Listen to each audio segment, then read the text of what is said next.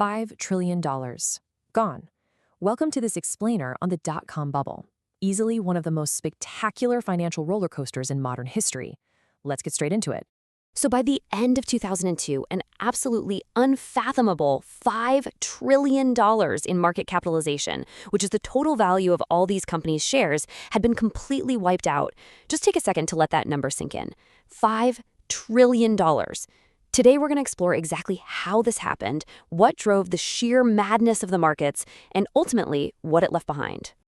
Part 1. The trillion-dollar boom. To understand how we actually lost that much money, we have to jump back to the early 90s, right when browsers like Mosaic were bringing the internet to the masses. Fueled by this brand new frontier, alongside lower interest rates and tax cuts, venture capital just completely flooded the market, and this drove the NASDAQ stock index up an astonishing 600% between 1995 and its peak in March of 2000. Investors were entirely flush with cash, and the whole economic environment practically encouraged these speculative, high-risk investments. To give you an idea of the frenzy, in 1999 alone, shares of Qualcomm shot up in value by over 2,600%. Honestly, investors were eager to throw money at absolutely any company, especially if it had an internet-related prefix or just threw a .com suffix at the end of its name. This period is often retrospectively called the TMT bubble, which covers tech, media, and telecom. Investment banks totally fueled the speculation, profiting wildly from initial public offerings when these companies first sold shares to the public. People were literally throwing cash at businesses that hadn't realized a single dime of revenue, let alone actually finish building a working product. Part 2. Growth over profits. Around this time, the entire psychology of the market completely shifted. Companies were intentionally incurring massive net operational losses, just giving away products for free or at steep discounts simply to build brand awareness. The ultimate goal was to harness network effects and capture market share, or what they like to call mind share, as fast as humanly possible. And the crazy part? Wall Street actively cheered this on. A Wall Street Journal article at the time actually urged investors to rethink the, quote, quaint idea of profits. The traditional rules of the economy were just thrown right out the window. To put this madness into perspective, at the bubble's height, the NASDAQ reached a price-earnings ratio of 200. That entirely dwarfed the peak of the infamous 1991 Japanese asset bubble, which had only reached a ratio of 80. Investors outright ignored traditional valuation metrics, fully believing that sheer technological advancement alone justified these astronomical prices.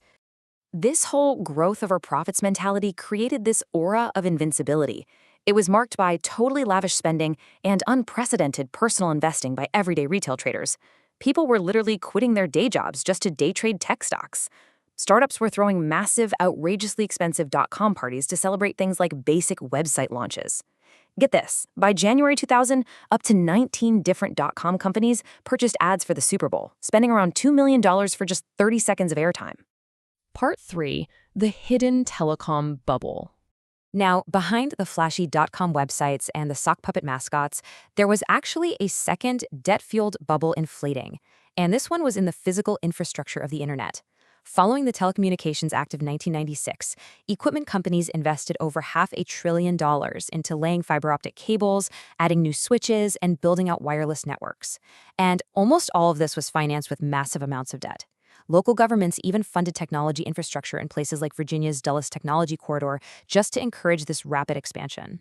Governments heavily fueled this fire by running massively expensive spectrum auctions, creating incredibly high debt ratios for telecom companies, as network capacity started to vastly outstrip actual consumer demand.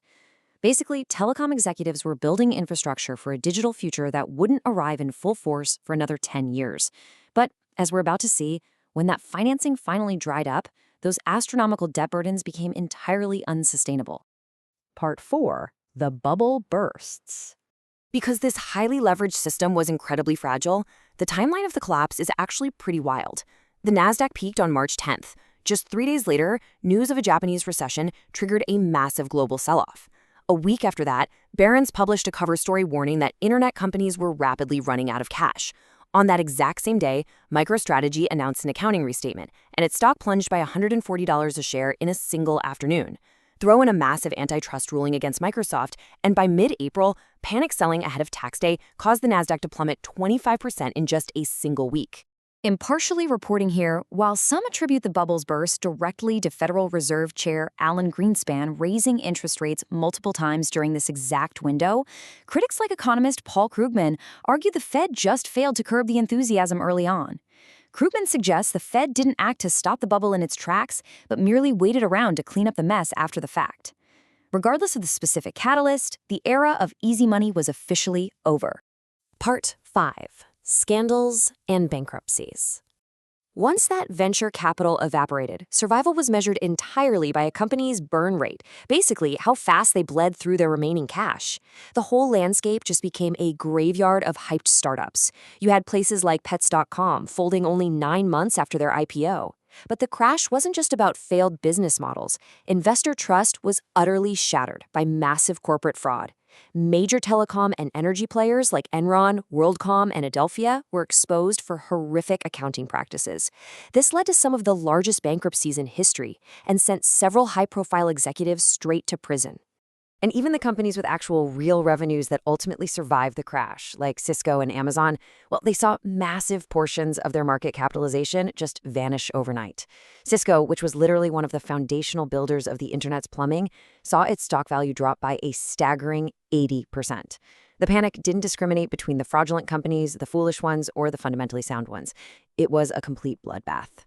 Part 6. The expensive internet backbone. But, out of this $5 trillion wipeout came a genuinely fascinating legacy. Roughly 48% of these dot-com companies actually managed to survive through 2004, albeit at much, much lower valuations. With the weaker competition fully liquidated, it cleared the way for tech giants like Google, Amazon, and eBay to consolidate market share. The companies that weathered the storm emerged into a landscape where the digital infrastructure was already built and just waiting for them, which allowed them to eventually dominate the modern economy we know today. As venture capitalist Fred Wilson points out, the billions upon billions that were lost were essentially a forced investment into the fiber optics, the server structures, and the databases that make today's digital world function. Without the sheer financial mania of the late 90s, those vital telecommunications networks might never have been so aggressively built out. Yes, individual investors definitely lost their shirts, but society as a whole gained the high-speed, globally connected internet backbone we rely on every single second of the day. Which leaves us with a pretty critical question to take away from this explainer today, looking at the massive influx of capital, the crazy hype, and the rapid infrastructure buildouts happening right now in sectors like AI and crypto. Are we currently funding the next technological backbone through another massive bubble? It is definitely something to think about as you watch today's markets. Thanks so much for diving into this with me.